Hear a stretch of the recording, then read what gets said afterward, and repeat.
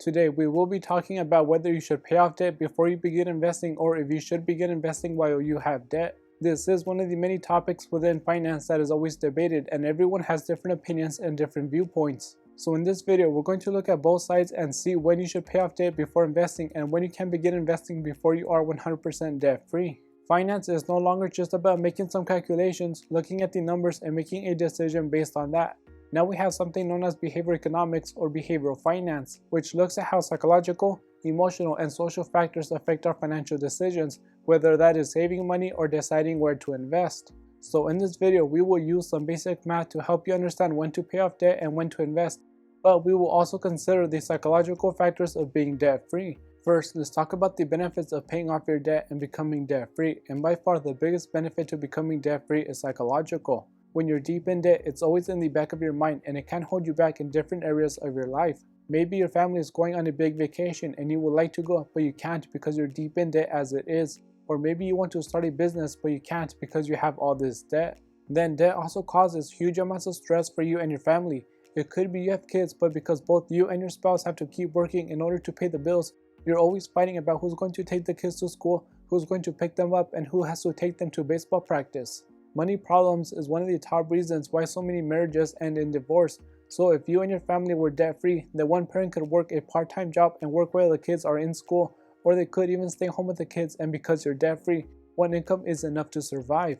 So once you become debt-free, it's like a huge weight has been taken off your shoulders, and now you're not stressed out because of the bills you have to pay, you're not exhausted from working so many hours, and in general, you will feel a new sense of freedom, so you will not feel held back to take that vacation or scared of starting that business. Also, when you carry debt, especially high interest debt like payday loans or credit card debt, it becomes a grind just to hold all the credit card companies and the banks back, and you worry that at any moment the dam can burst and all the debt just wipes you out. So from a psychological point of view, paying off debt before you invest is a good idea because it will give you peace of mind, and once your debt is at zero, you can focus all of your effort on investing. A second benefit to paying off debt before investing is the predictability and stability of your returns. What I mean by this is that when you're paying off debt, you're guaranteed a specific return on your money. Let's say you have student loans and the rate on those loans is 6%. Well, by paying off that debt, you know your return is going to be 6% and it's going to stay at 6% until you finish paying them off. However, if you were to invest, it could be you get a higher return than 6%, but there's also a chance you get a lower return, or in a worst case scenario, you could even lose money. The argument some people make is why put all of their money towards paying off debt that has an interest rate of 6% when they can invest that money and get 10%. So now they're making an extra 4%, and yes, that is possible, but anyone who has been investing for a long time knows that getting a specific return is never guaranteed. If you're investing during a bull market, then you will have a better chance of getting a higher return than you would by paying off debt. But if you invest right before a drop in the market like back in 2008, then you could end up losing a huge part of your portfolio.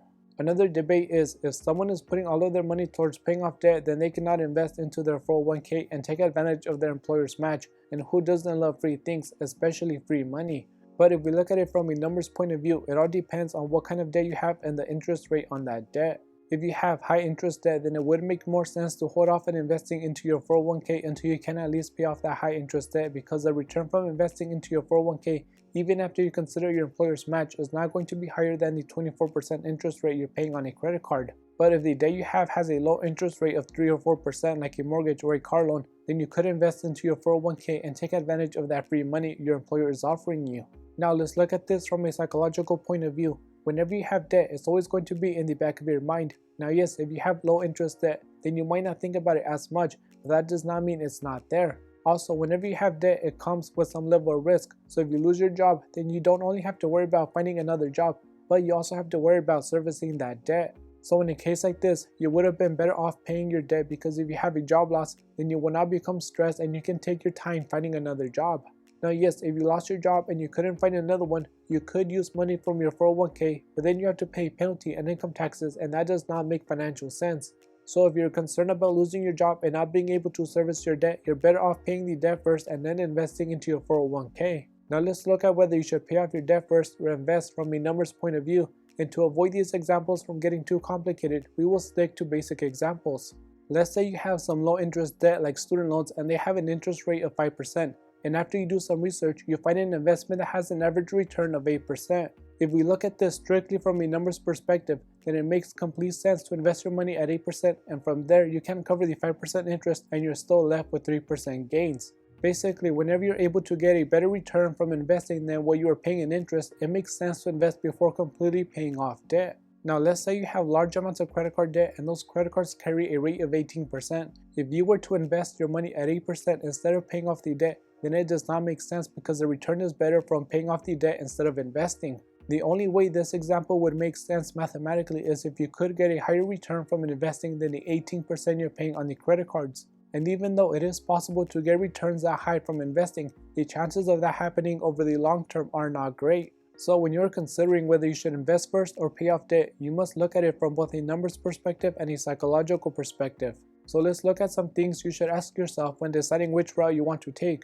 The first question you should think about is, what are your financial goals? If you are someone who wants a big house up in the hills, then you want a vacation house down by the beach, and you also want to drive around in $2 million hypercars, then you will have a different strategy than the person whose goal is to pay for the kids' college education and have enough money for retirement. So if you want that super high-end lifestyle, your focus is going to be investing because you're always going to want more and you're always going to be looking for that next thing to make you money. And that means you're always going to carry some level of risk because your money is not going to be sitting in a savings account. It's going to be invested in the stock market, in real estate, or in your business. Now, most people are not going to fall into this category. Most people want to live debt-free, provide for their family, take a vacation every so often, and become financially independent.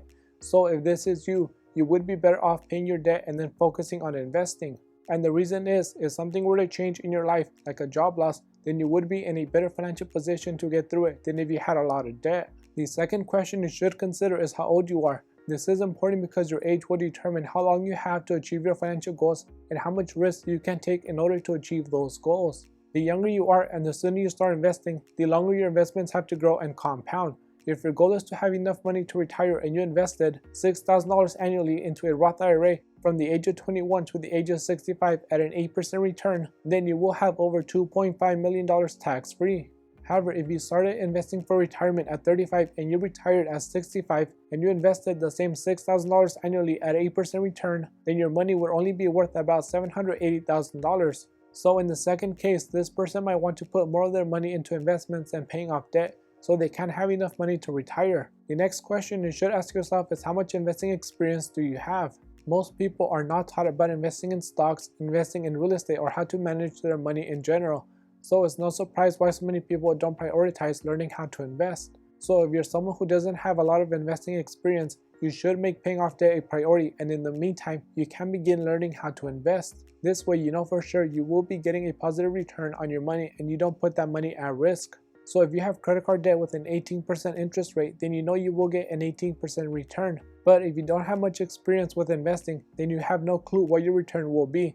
It could be you get lucky and the stock you buy goes up by 20%, but there's also a chance that stock goes down by 20%. Also, there's many people who just jump into investing because they have fear of missing out and they have no idea what they're doing. I've actually seen this happen quite a few times with people wanting to get into the real estate game. They watch some of these flipping shows on TV, or they hear about how someone made so much money from real estate and they just go and buy anything they can get their hands on. And most times they end up worse off because they buy property in a bad area because that's all they can afford, so the rent they can get is low. Then they only put the minimum down payment, so they're cash flow negative every month. Plus they rent out the property to someone who doesn't pay rent and they trash the property, so they lose more money than they made. So if you are new to investing, then you're better off focusing most of your attention on paying down your debt, and in the meantime, you can begin learning how to invest on a small scale. So if something doesn't work out in your favor, it doesn't hurt you financially. The next question you should ask yourself is, are you in the financial position to invest? If you begin investing while you have high interest debt or you don't have an emergency fund set up, then you are exposing yourself to huge amounts of risk. Investing alone carries some risk, so if your investments drop in value and at the same time you lose your job or you have an emergency and you didn't have money set aside to cover you in this scenario, then you can end up going more into debt, or you have to sell your investments at a huge loss, and you don't want to do either one of those. The correct way to go about it is making sure you have any high interest debt paid off and you have an emergency fund to cover your living expenses for a few months, and once you have that covered, then you can move on to investing. So as a recap, whenever you are debating whether you should invest or pay off debt, you should consider all the different factors and you should look at it from different viewpoints. However, whenever you have high interest debt like payday loans or credit card debt, you want to pay that off before you can even think about investing, because the chances you get better returns from investing is basically zero. And if you don't have high interest debt but you have other forms of debt like a mortgage, a car loan, or student loans, then what you do depends on your financial goals and how much risk you're comfortable with. So with that being said, if you enjoyed watching or you found this information helpful, it would really help if you like and subscribe. Thanks for watching, and I will see you next time.